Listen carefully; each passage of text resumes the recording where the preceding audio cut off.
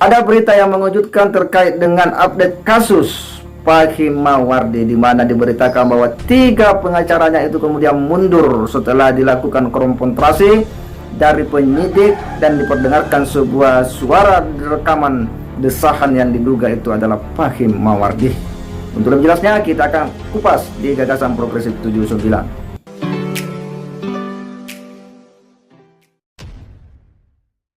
Assalamualaikum warahmatullahi wabarakatuh. Kembali berjumpa dengan saya di channel Gagasan Progresif 79. Sahabat sebangsa dan setanah di mana saja Anda berada. Pengen tahu bagaimana ya kasus daripada Fahim Mawardi?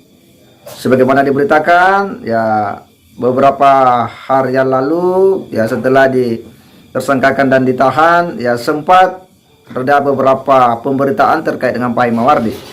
Dan ternyata kali ini berita mengejutkan terkait dengan perkembangan kasus Fahim Mawardi.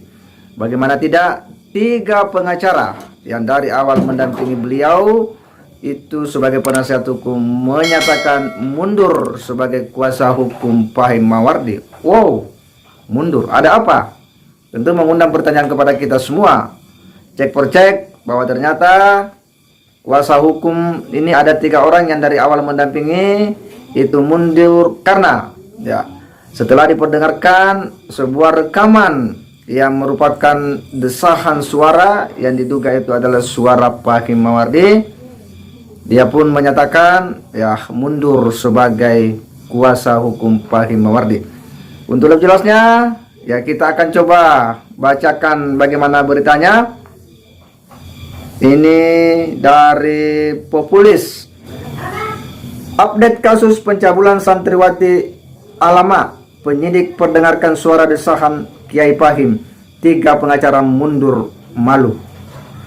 Populis Jakarta. Pengasuh Pondok Pesantren Al Jalil 2 Jember yang kini menjadi tersangka kasus dugaan pencabulan sejumlah santriwati Muhammad Fahim Mawardi kini ditinggal oleh 3 pengacara.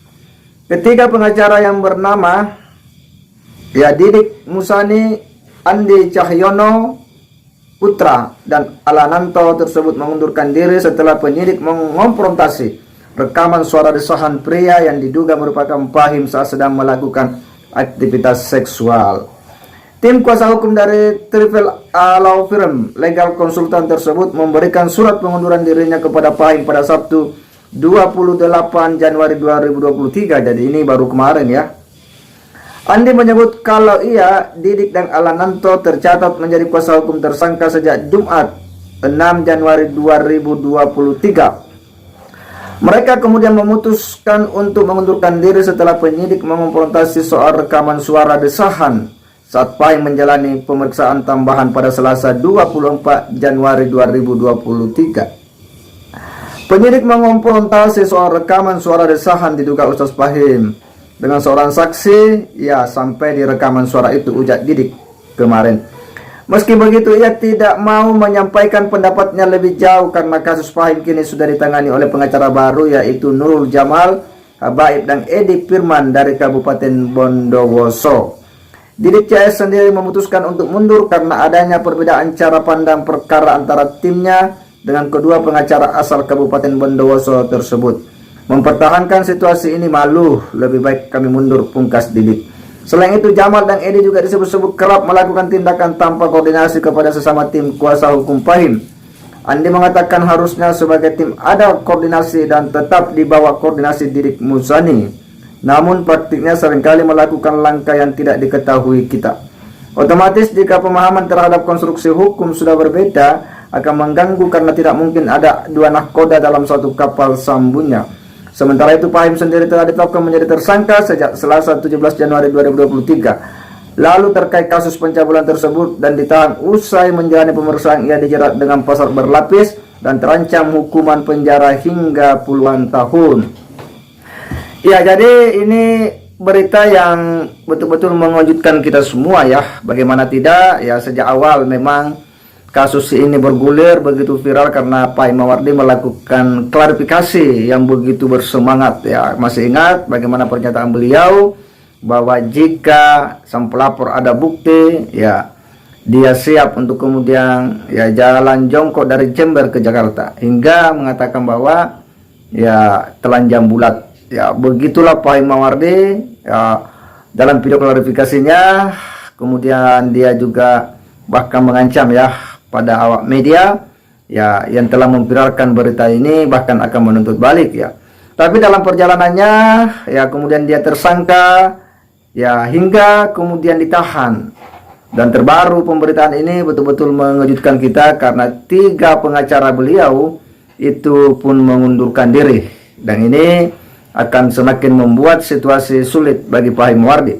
Kendati beliau pun didampingi oleh 2 kuasa hukum yang baru, tetapi dengan mundurnya 3 pengacara ini tentu ada hal yang menurutnya ini kurang beres dalam kasus Pak Hikmawardi.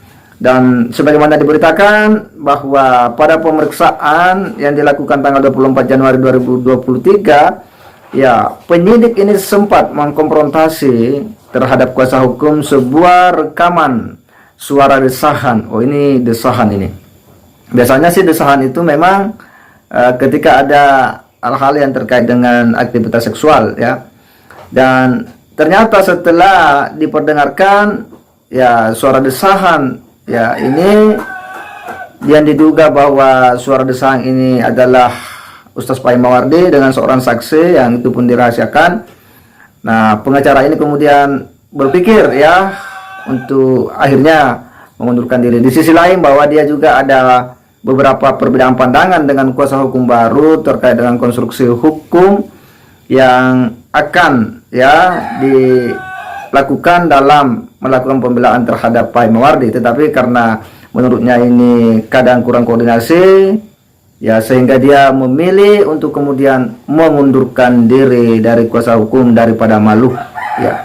Artinya kita berharap bahwa kasus ini betul-betul harus ya memberi ganjaran ya yang setimpal terhadap ya perbuatan, karena bagaimanapun juga ini telah membawa nama baik ya pondok pesantren ya, nama baik seorang kiai ya, oknum ya, ini kan kelakuan oknum ya santri yang ini ya bisa saja membuat ya cara pandang publik terhadap dunia pesantren, pondok pesantren itu kemudian menjadi negatif.